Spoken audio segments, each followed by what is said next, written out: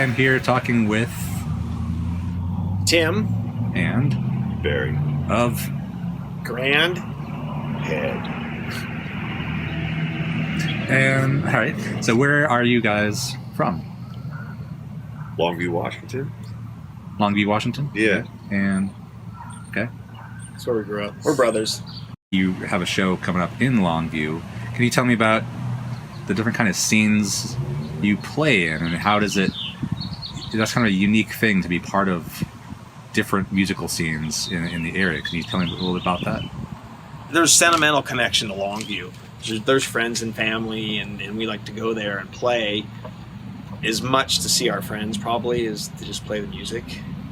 In Salem, I mean, I don't know. We just Justin was really our connection in Salem. Yeah. I mean, I moved here. We formed the band. We had an established presence in Portland in terms of musicians because we both played in a band called the Jimmies for years, and so we played in Portland a lot in the Northwest. And Barry has been a prominent musician in Portland. He's did some solo acts and stuff. It sounds cheesy. It all just kind of feels like family. Like Portland feels like a family spot to play. We just know everybody there. And when I moved to Salem, we wanted to play more places than just Portland and Longview. And we played at a spot called the Foggy Notion in Portland that Justin happened to be booking. And he liked us, and I think we exchanged numbers or something. And then when we came out with our first record, we thought of Justin to see if he could set up a record release in Salem. And then just from there, we became friends and just sort of built a relationship with him. And he started getting us shows in Salem, and it just kind of went from there. We just met more people in Salem.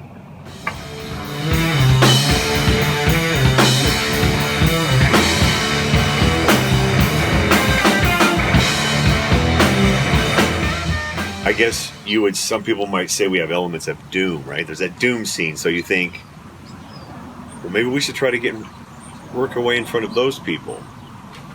And so you play on a couple shows like that, and you do pretty good, but I feel like if you're not really immersing yourself, I guess my point is, to get the good shows continually, you have to be at the bar and they're making the shows. When people are thinking about the shows, I think it's easy to feel sorry for yourself sometimes when you start to see all these shows being put together and you're like, well, we played with that band. We're as good as that band.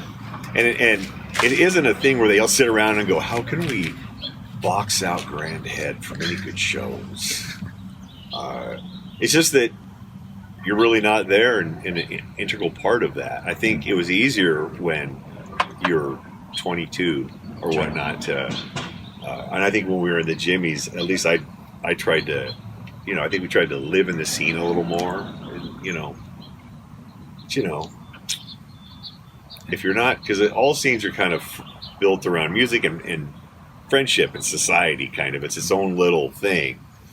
And it grows a little bit, and then people a little bit outside of it see like something's happening, and the outside people come in, and then it kind of builds from that.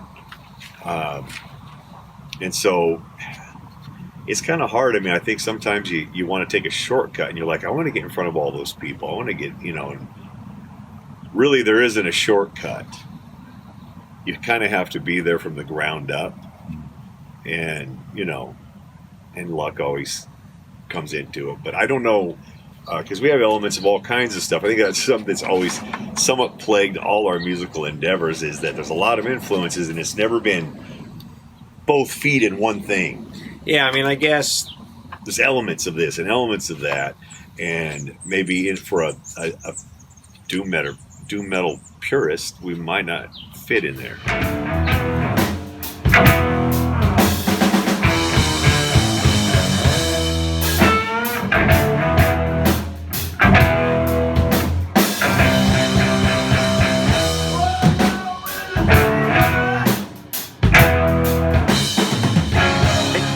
And if you read a lot of our stuff, other than someone reviewing a record and saying what they feel we sound like, if you go to Bandcamp and see our description, that literally came from what people told us at shows, and we cobbled it together and put it out there. But so I mean, I guess if we had to like throw an arrow at what it's supposed to sound like, I guess it's a little bit of a doom hardcore sound. Yeah, I've always liked the mixture of Black Sabbath meets Black Flag. I think that, I know Black Sabbath, it just shows you how influential they were, but it's hard not to bring them up. It's when you're talking about good, hard, heavy riffage. They're going to come up. I know it seems like a stock answer, Black Sabbath, but I like the Black Flag, Black Sabbath mixture is kind of what we do. I like that. We also wanted to keep it short. We didn't want to have these 10-minute doom monstrosities. We wanted to keep it the kind of a doom element with the punk ethic of keep trying to get to the point and not overdo a riff.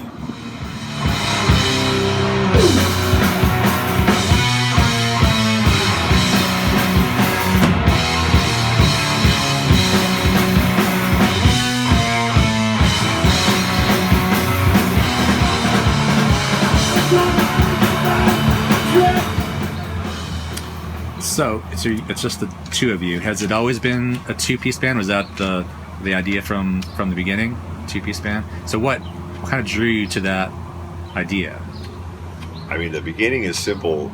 A friend of mine asked, he had this great idea. He was releasing a CD, and instead of him playing the CD, he picked some of his favorite musicians to play his CD. And he, in turn, would pick one of your songs and play it. And he was a folk artist. It's the quieter stuff. And so I was hearing one of his songs. I said, I want to do this song of yours, but I'm really hearing, a doom version of it. I'm hearing riffs in there. I want to change it up and make it doomy. And he's like, do whatever you want with it. So I asked him if he wanted to do this one-off thing for this one show where we're just supposed to play one song. And so that's what we did. We got together, started working that out, and had a lot of fun doing that. And the song went over really well. And we were just kind of like, let's put a set together. Let's see if we can come up with, 6, 7 songs. And so I had a couple songs on the burner already, and just kind of started putting songs together. And let's just see, let's keep having fun with it and see what happens.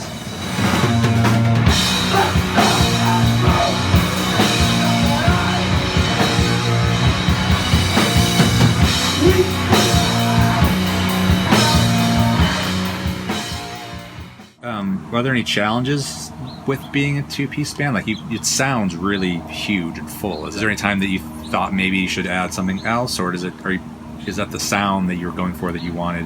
I mean, you're definitely tied to everything working sound-wise.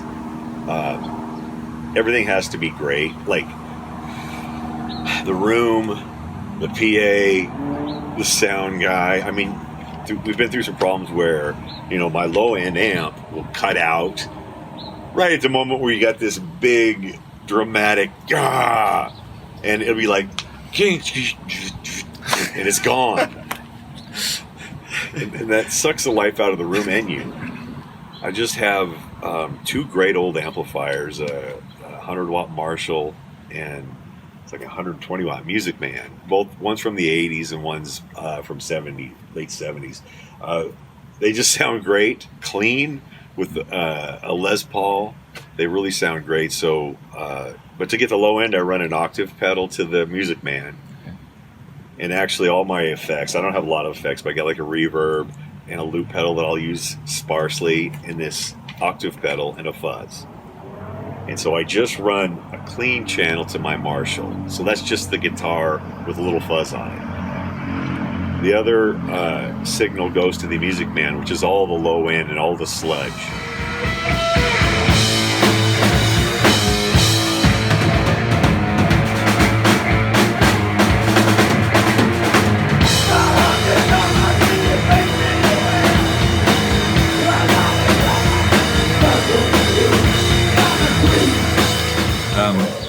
Do you have any recordings available?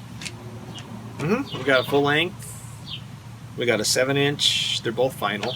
We haven't did any CDs or tapes. And then the 7-inch, we actually recorded 4 songs, and so we could only fit 2 on the 7-inch. And so on our Bandcamp page, you can go there and pick up the extra 2 songs, the digital version. So you can get them on Bandcamp as well. Both of them are on Bandcamp. We want to write a new album really bad. We're just trying to find time. We run into the obstacle of when you're always playing shows, you're always concentrating on your set list, making sure you're tight for the show. And so then the new songwriting kind of takes a back seat. So we're trying to not play as many shows, but it's hard. You feel bad and to tell people no, and someone, hey man, you want to do a show? But really, it's we're trying to work on a new album. But you juggle a lot of things, right? I don't live here. I live in Portland. He lives here, and I work a full-time job. He works a full-time job. I'm a husband, you know. I mean, can't completely. So it's like, it's hard to carve out the time that it takes to flesh out your new ideas, you know. And so yeah, we've fallen into the rut of we've accumulated a couple new songs, but we always feel like we have to just sharpen the set for the next show. And you know, it ain't like when you're 16 where you could just like come home after school every single night, smoke a little weed, Long out, play some songs, do it again the next day. You got to pick your spots, and you know, so if you can only get together 3 times in a month and you have 3 shows all around the corner and you want to sound good for those shows, you spend a lot of time making sure the set's tight. We're getting too old for this shit. This is the rock and roll lifestyle. This is it right here, what people see. Do I look fat? Can you tell? We put on our interview outfits.